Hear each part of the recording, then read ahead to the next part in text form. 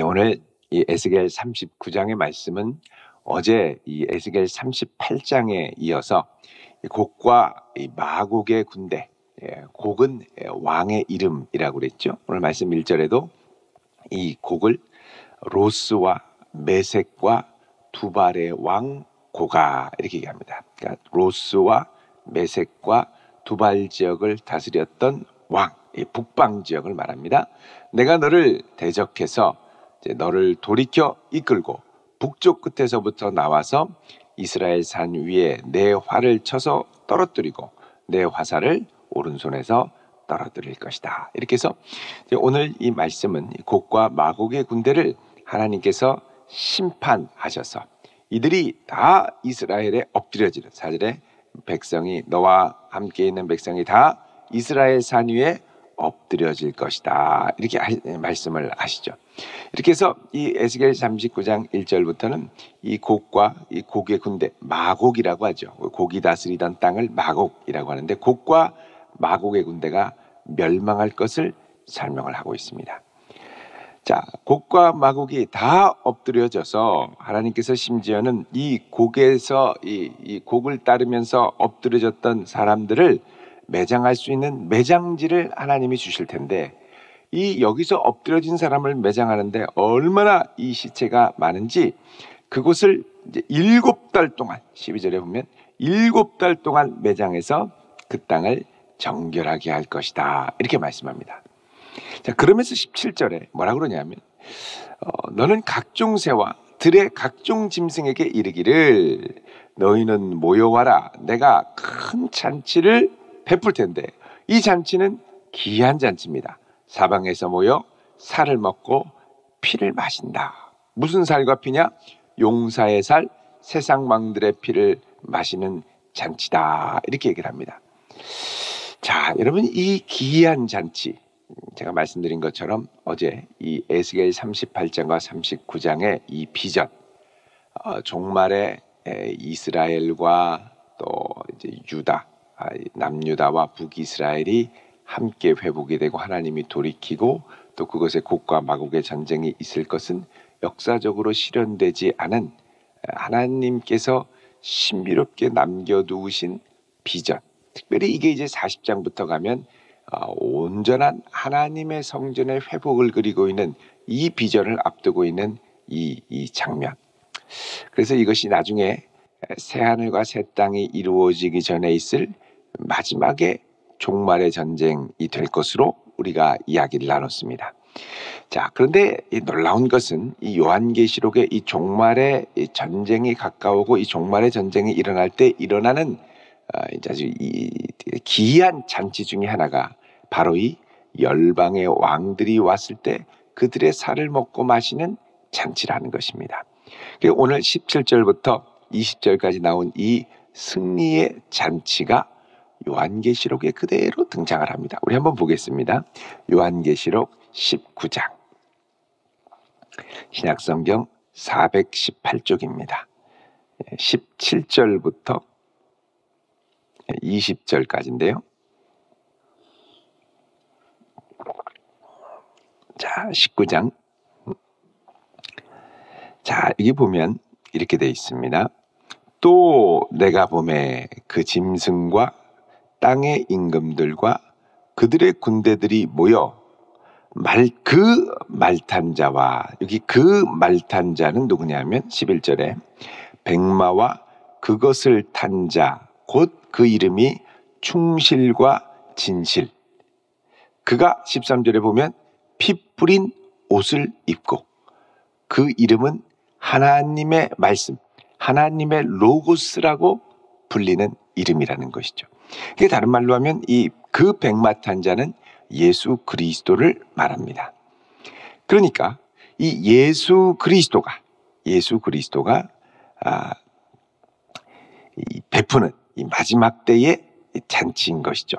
그래서 한 천사가 큰 소리를 외치니까 하나님의 큰 잔치로 사람들이 모여서 18절에 왕들의 살, 장군들의 살, 장사들의 살, 말들과 그것을 탄 자들의 살, 자유인 종 작은 자 큰 자 모든 자의 살을 먹으리라. 자, 이게 이제 여기 공중에 나는 새는 그 요한계시록에서 하나님의 진노를 선포하는 새로 등장합니다. 새가 날면서 화가 있으리로다 이렇게 선언을 하죠. 자, 이런 이 재앙을 선언하는 이 천사가 큰 잔치를 배설했는데 이 잔치에 보니까 여태까지 군대를 일으켰던 자들, 19절에 보면 짐승과 땅의 임금들과 군대들이 모여 그 말탄 자와 그의 군대와 더불어 전쟁을 일으키다가 잡힌 자들. 그러니까 여기에 이 잔치는 하늘의 공중잔치와 대비되는 이들의 심판을 역설적으로 표현한 부분입니다. 그런데 여기 보면 19절에 그의 군대와 더불어 전쟁을 일으켰다 이렇게 얘기하죠. 전쟁을 일으켰다. 이 전쟁이요, 여러분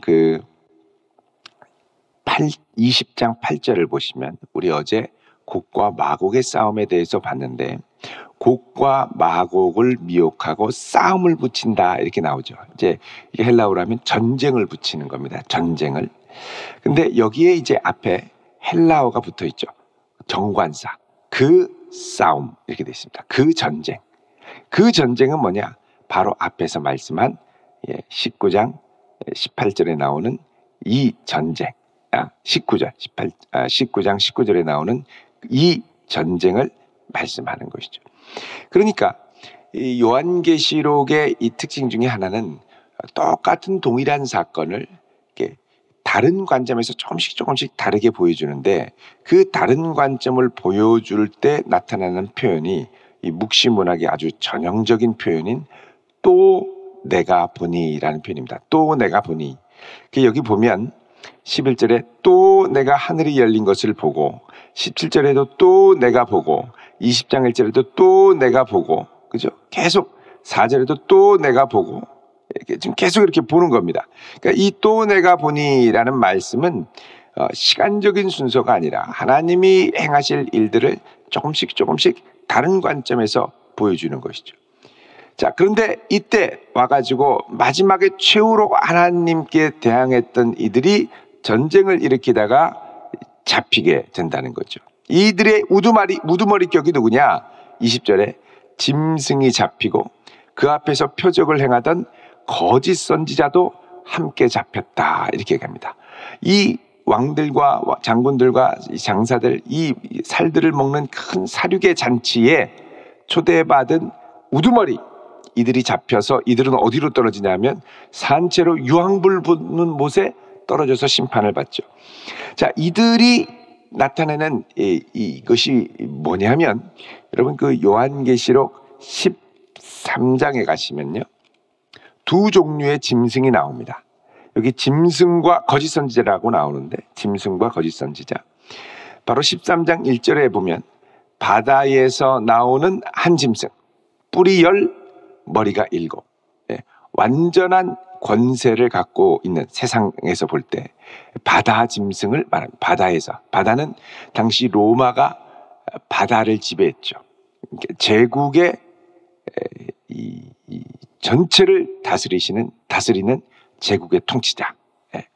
그리고 또 누가 나오냐 하면 11절에 보면 땅에서 올라오는 두 뿔난 짐승, 땅에서 올라오는 두 뿔 달린 짐승이 나옵니다.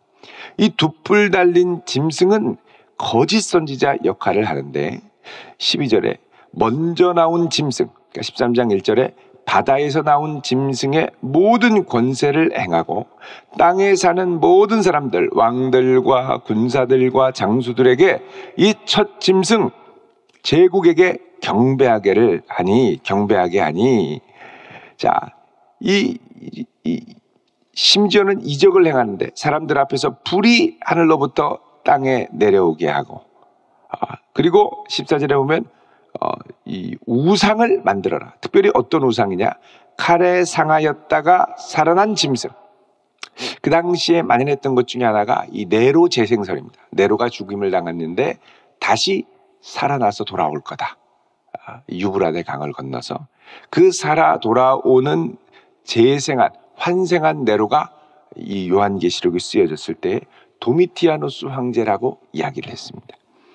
그러니까 이 요한계시록에서 나오는 두 짐승, 바다 짐승, 땅 짐승, 그러니까 이 세상을 통치하는 악의 세력의 제국, 그리고 그 제국의 일을 칭송하고 높이고 막 이렇게 하는 거짓 선지자들, 자, 이들이 우두머리가 되어서 온 세상을 미혹해가지고 하나님을 대적하게 하고 하나님을 반대하게 하고, 자, 그렇게 하다가 결국 하나님께서 이들을 최후로 심판하고 이들이 멸망하는 잔치에 죽음의 천사를 초대하시는 장면, 그게 바로 요한계시록 우리 방금 전에 본 19장 17절에서 18절, 19절, 20절까지에 나오는 이 심판의 장면이고, 이 심판의 장면이 바로 오늘 우리가 읽은 에스겔 39장 17절에서 20절에 상징적으로 표현이 되어 있습니다. 거의 비슷하게 표현이 되어 있죠.